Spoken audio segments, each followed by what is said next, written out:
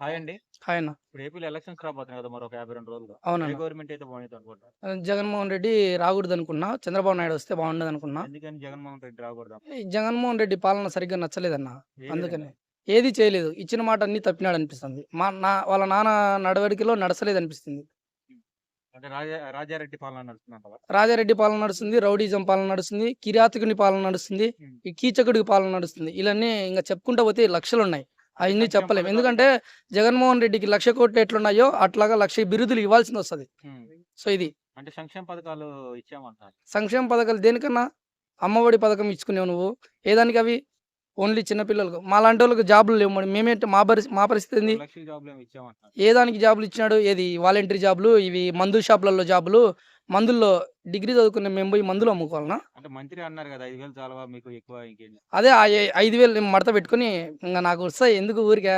ఇందాన చెప్పినాడు ఒక డైలాగ్ మొన్ననో చెప్పినాడు. జగన్మోహన్ రెడ్డి అన్నాడు. చొక్కా మడత పెట్టుకో. ఆ మడత పెట్టేసినాం ఆల్రెడీ. ఇంక ఏమంటే కొంచెం ఈ 52 రోజులు వెయిట్ చేస్తున్నాం. హ్మ్. ఆ మడత పెట్టి ఇంటికి పోయి కూర్చొని ఇంట్లో ఫ్యానేసుకొని ఫ్యాన్ కింద ఆయనొక్కడే చూసుకోవాల. ఇప్పుడు ఇంకా సెంట్రల్ కొన్ని డైలాగులు చెప్పినాడన్నమాట.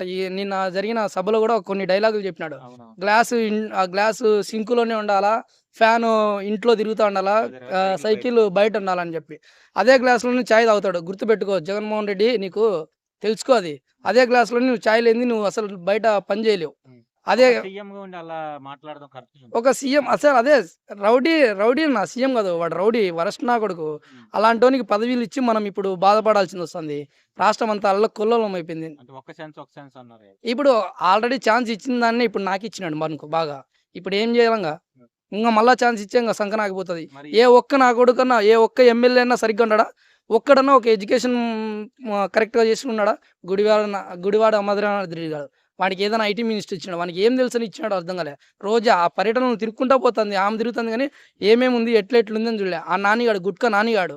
అసలు కెసినోలో ఆడుకోవడం తప్పగా ఏ దానికి పనికిరాడు. ఇలాంటోళ్ళను ఎమ్మెల్యేలు పెట్టుకొని ఏ దానికి రాష్ట్రం పరిపాలించడానికా ఇట్లాంటి? మరి ఏ నమ్మకం మీద వై నాట్ 175 ఇప్పుడు వై నాట్ 71 జీరో అని నేను గూడా అంటా. ఏ నమ్మకం మీద నేనంటున్నా అంటే నాకు తెలుసు నా నమ్మకం. వాళ్ళకేమొస్తది? 0 వస్తాయి. ఇప్పుడు నాకు తెలిసి సీట్లు గెలిచడానికి గూడా అర్హత లేదు నాకు తెలిసి. అసలు ఇంటికాడికి పోయి అడగడానికే సిగ్గుపడుతున్నారు ముందు. కొంతమంది ఎమ్మెల్యేలు. అలాంటోళ్ళలో మనము వరస్ట్ సీఎం అంటే ఇప్పుడు జగన్మోహన్ రెడ్డి షర్మిల గారి మీద మీ కామెంట్స్ ఏంటి? షర్మిలకి మంచి వ్యక్తి అన్న. ఎందుకంటే షర్మిలకి తెలుసు అన్న ఇప్పుడు ఒకటే కుటుంబంలో ఉండాది. ఒకటే కుటుంబంలో అన్న ఎలాంటోడయింది చెల్లెలికి తెలీదా? సో, నా చె మా ఇంట్లోనే సపోజ్ మా ఇంట్లోనే మా చెల్లెలు గారుంటారు. నా గురించి మా చెల్లెలికి తెలీదా ఎలాంటోడయింది? అందుకనే గదా! ఒక కిరాతకుడు అనేది ఎందుకంటే పెద్దనాన్న వివేకానంద రెడ్డిని చంపిందే జగన్మోహన్ రెడ్డి. అది అందరికీ తెలుసు. ఎందుకంటే పులివెందులలో జగన్మోహన్ రెడ్డి ఇంటికాడికి పోయి తగిలే మొగోడే లేడు ఇంతవరకు. అలాంటిది మీరు ఆల్రెడీ 'యాత్రలో' చూసుంటారు. ఒక జెండా కనబడితేనే పక్కకు పోయి ఉచ్చబోసుకుంటాడు. ఒక సినిమాలోనే. అలాంటిది రాజశేఖర రెడ్డి కుటుంబాన్ని తగిలే మొగోడు ఎవడు లేడు ఇంతవరకు. నేను గూడా అదే గడ్డ మీద పుట్టినోన్నే.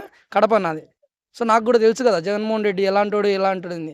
సో, అలాంటి ఎక్కడ ఎంపీ పదవి ఇయడానికి సంకోచిస్తాడో, ఎక్కడ అవినాష్ రెడ్డికి ఇయకోకుండా ఈయన అడ్డుపడతాడో అని జెప్పి మన వివేకానంద రెడ్డిని సంపించి ఇప్పుడు ఆ పదవి ఆయనకిచ్చి ఓకే. పెట్టినాడు. ఇప్పుడు జగన్ గారు ఓడిపోవడానికి ఇయన్నీ మైనస్ అంటారా? ఇయన్నీ చాలా మైనసే గదన్నా! ఇవన్నీ స్టార్టింగ్‌లోనే ఇట్లా చేసుకుంటూ వచ్చినాం. మైనస్ కాకుండా ఎట్లా పోతది అసలుకు? ఓకే. వన్ వరల్డ్ ఏపీలో నెక్స్ట్ సీఎం ఎవరైతే బాగుంటదంటారు? ఆల్‌మోస్ట్ పవన్ కళ్యాణ్ అయితే బావుంటది. బట్ ఇద్దరు కలిసినారు కాబట్టి చంద్రబాబు నాయుడు వస్తాడని నా ఆలోచన. ఓకే.